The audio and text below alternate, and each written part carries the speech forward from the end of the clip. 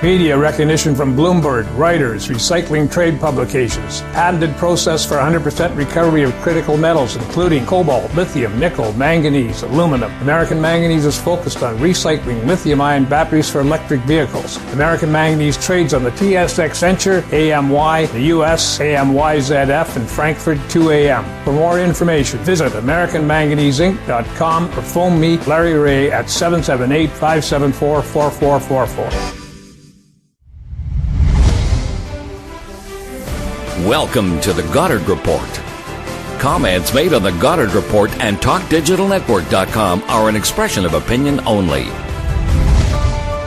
Here is Jim Goddard. My guest is Jordan Bateman, Vice President of Communications and Marketing for the Independent Contractors and Business Association in BC. His website, icba.ca. Welcome back to the show, Jordan. Thanks for having me, Jim. Jordan, was the construction industry lucky in British Columbia that most of it could remain open during the so-called lockdown? I don't know if we were lucky, but we're certainly fortunate that the provincial health officer saw that construction was a low-risk activity. And to Dr. Bonnie Henry's credit, she wanted to make sure that what she was locking down was actually going to be helpful in controlling the virus. But she wanted to make sure that the economy could continue along as much as it possibly could. So construction, we've talked about this before, naturally use a lot of PPE. You have masks, you have gloves, you're often working outside. It is possible to social distance. And, here we are, weeks later, 3 months later, 4 months later, and there has not been a case of a construction worker contracting COVID on a work site. It's really become a model and a template for other businesses now as they open up in phase 2. There's construction sites have hand washing stations. They've been inspected. None have been shut down for long periods of time. They've really done what they had to do in order to uphold Dr. Bonnie's trust. And construction contractors, frankly, should take a bow. We should be looking at them as they build the housing, the roads, the hospitals, the schools, the infrastructure we all depend on. And they kept going during this and did it safely and in a way that contributes to the economy. Now, you were telling me off air that the green side says to keep the economy going and getting it out of this dark spot, infrastructure is not the way to go. What, we don't need bridges and rapid transit anymore? Yeah, this is a hilarious argument to me. So, generally the rule of thumb for past recessions has been build infrastructure, get people working, build the things that you need, keep the economy going. There are some on the left now who, claim that, the groups of people who have been hurt the most by the loss of jobs, generally the young, often female service workers, infrastructure won't help them. There's no benefit to ramping up infrastructure spending because, they won't go into construction. Well, I'm here to tell you, Jim, that's total horse hockey. Our companies right now, the amazing thing about construction companies right now is before COVID arrived, the number one issue that they faced was finding enough people to work. There was a shortage of workers. And that was with 250,000 British Columbians working in the industry. And what that did is it prompted more women to be hired than ever before, more young people to be hired than ever before, more First Nations people to be hired than ever before. We were looking everywhere for workers. Now, post-COVID, we still have the same problem. You go on any major contractor's website, they're looking to hire. They need people. They may have lost 10 or 15% of their workforce due to, pre-existing conditions, concerns about family members they live with. But the work goes on. And again, we're looking for those people who are young. If you're young, you can get a job in construction. It's, Wednesday as we record this. You can be working Monday morning. We have jobs for you. If you're female, same thing. There's so much opportunity. So why wouldn't you be, building the infrastructure? Number one, infrastructure helps people get to work. Infrastructure creates the offices and buildings that people work within. And there's jobs while you build it. So we kind of have to chuckle at some of the folks who look at this crisis and just, immediately reflexively go back to their usual courses of action and their usual, political agendas. Well, let's just get people working. Let's get people contributing to the economy. And let's get BC on the comeback trail. Well, those construction workers, by the way, an owner of a heavy construction company told me he preferred female heavy equipment operators because they didn't break the equipment all the time. Because guys do tend to be rough with stuff. Just watch little boys and little girls play with toys, and you can see who likes to blow stuff up and who likes to make sure their dollhouse is in one piece at the end of the day. But also with that, those construction workers, they go to restaurants and pubs and so on, get their hair cut, they get their toenails cut, Yep. They get professionally done stuff. They're buying cars, they're buying homes. Those are all things that spin off. And what about the materials that are used in construction? Does that not employ a lot of people off-site?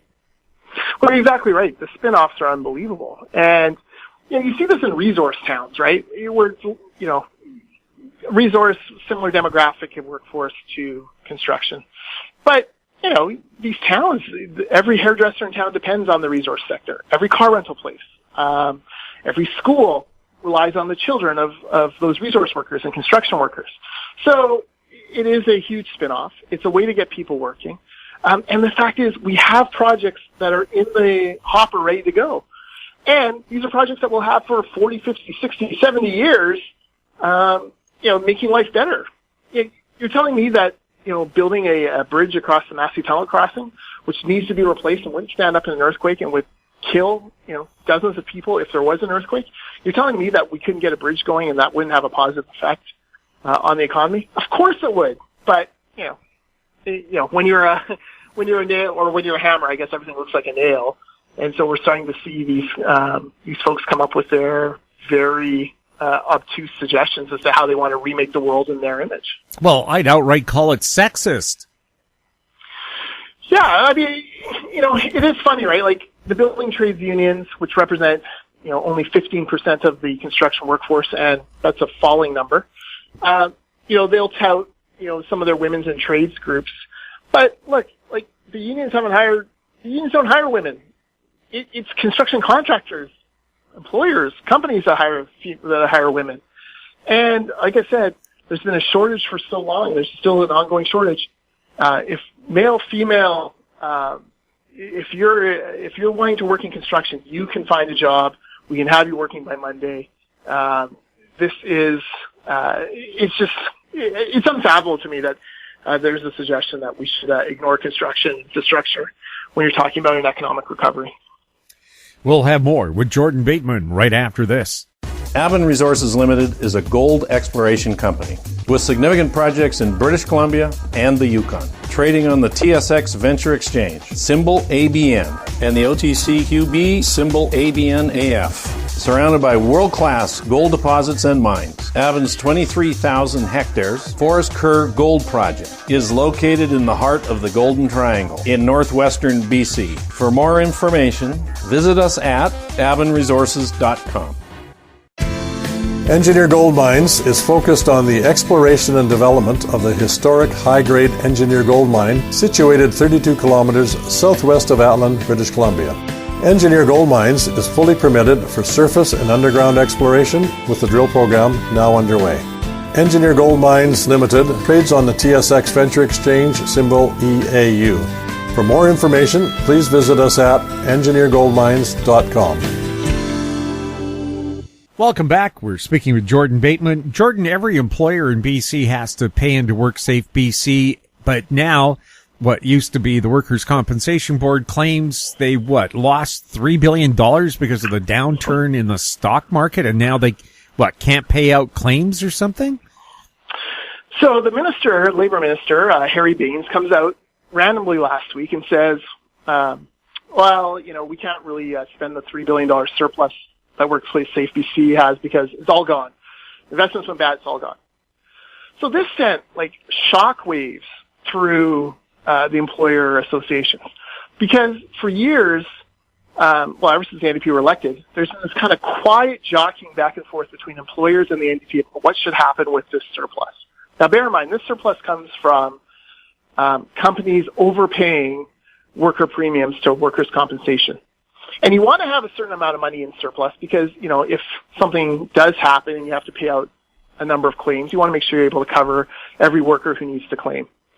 So usually that percentage is about 130%. Workers' comp, WorkSafeBC is even more conservative, 145%. But that still left $3 billion. And some of that had come through overpayment of premiums by employers. Some of that had come through earnings from investments. Other provinces refunded it. Gave employers a check or said, no premiums this month, and paid down their surpluses. BC has held on to theirs because the labor movement, which the NDP is very committed to, the one and the same, very much wants that money to end up with the labor unions. But it's not their money. It's overpayment by employers. So all of a sudden there was this announcement by the minister, like, oh, well, there's no surplus anymore. Don't worry about it. That was shocking. Now, it turns out the minister was wrong. He misread a briefing from WorkSafeBC that gave him three different scenarios: a best case, a base case, and a worst case scenario for the COVID shutdown. And the worst case had the surplus disappearing because investments tanked. But they still have apparently about $2 billion in surplus. That money should be given back to companies. Frankly, what should happen is companies who spend money on plexiglass and PPE and getting their buildings and offices and work sites ready for reopening and making them COVID safe, they should be able to send those receipts in and get reimbursed by WorkSafeBC out of that surplus because it's literally about worker safety. And what better way to help? What a great way to help businesses, or give every business a month or two with no premiums. Instead of deferring premium payments, just say, okay, this month we're not taking in any premiums and we're going to spend that out of the surplus. Those are two options that they have. It's very clear that Mr. Baines isn't interested in helping employers and wants to sit on this money and somehow use it for his cronies and unions later on. Now, of course, we know small and medium-sized businesses are the backbone of employment in Canada and British Columbia. How important would that money be for the smaller companies that make handcrafted goods or run small industrial contracting things? Well, think of the mom-and-pop dry cleaners, right? Yeah. So they've basically been shut down for 3 months. No one's needed any dry cleaning because none of us are going anywhere. So even if they were open, they weren't getting any business. Well, they now have to reopen and they have to reformat their business. They have to put the plexiglass up around the window. They have to buy the hand sanitizer. They have to make sure that, they're steaming the clothes or somehow cleaning clothes even before their workers touch it. Their workers are wearing masks. The workers are wearing maybe face shields, maybe gloves because they're handling other people's clothing. They have to put the spots on the ground and make sure people are staying 6 feet apart. That all costs money. It's not thousands of dollars. It's not tens of thousands of dollars, but it's enough money that it's another hit for those small businesses. And that mom and pop dry cleaning shop that is, barely holding on by a thread already with rent due on June 1st and, the deferral cliff of all the various payments that government demands and taxes that they haven't forgiven but are demanding payment of later on. Those are all looming. If you can help them in any way, you should be helping them. And that's where, being able to say to them, hey, send us your receipts for that. We'll take a look and we'll reimburse you.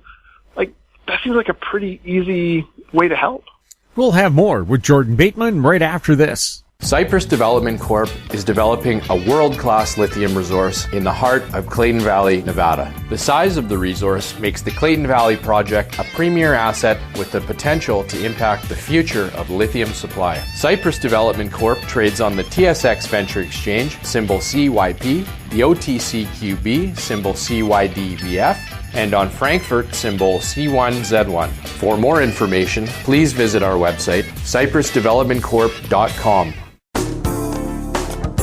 Don't miss out. Stay informed. Receive the HowStreet.com weekly recap with thought-provoking podcasts, radio, and articles delivered to your inbox. Sign up for the HowStreet.com weekly recap on our homepage at HowStreet.com. Welcome back. We're speaking with Jordan Bateman. Jordan, what's the outlook for office space in the future with so many office workers sent home to work from there. Many companies like Shopify or Twitter say most of their workers, if not all of them who were sent home, are going to stay there for the time being or maybe permanently. What's that do for the outlook for office space construction? Well, in BC, we're a little bit short of office space already, so it does relieve some tension there. But I think we need to step back and ask ourselves, is that a sustainable model? ICBA, we have 35 employees. Like everyone else, we became pretty far flung in our operations. We sent everyone home, closed the office, and we've been managing from home. It has gone better than I think most of us have expected. The productivity has been good. But at the same time, there is a lack of, you lose some of that camaraderie, you lose some of that social interaction. And, people miss the office. So we do think that offices will come back. There are things that will always need office space. You can have lots of online doctor's appointments, but there are times where you're going to have to go in and actually, show him the rash or whatever. You need that kind of interaction. So I think short term, offices, it's going to be a bit of a struggle. Longer term, I think they're going to come back. I think maybe the way we configure office space will be different. I do wonder about some of the things we'll learn. Once there's a vaccine, once we're through this, there's going to be so many incredible academic studies done of things like air conditioning, airflow in buildings, and how that actually, spread the virus. And that's where you'll see the big change is, okay, if, being under an air conditioning vent, a COVID infected person spread to 5 different people, whereas if, not being under one didn't, all of a sudden you'll see people starting to rethink, like, how do we design buildings and how do we design office space to make sure that we're protecting from pathogens, and not just COVID, but the flu, colds, those types of things. So I'm short term, I think offices are going to get smaller. Longer term, I think that offices are going to get a whole lot smarter. For people who have to still rent space, and that would be your small retailers and businesses as well involved in construction, what about rent relief? Has the government been helpful there? Not really. All the rent relief for commercial enterprises has come through landlords. And, not every landlord has the kind of relationship with their tenants, has a healthy relationship with their tenants. Not every landlord has the ability to spend hours doing administration on their tenants' behalf. So it's been bumpy. And, so the Canadian Federation of Independent Business has done really good work on this file, trying to get government to understand that, it should be the tenant who's applying, not the landlord.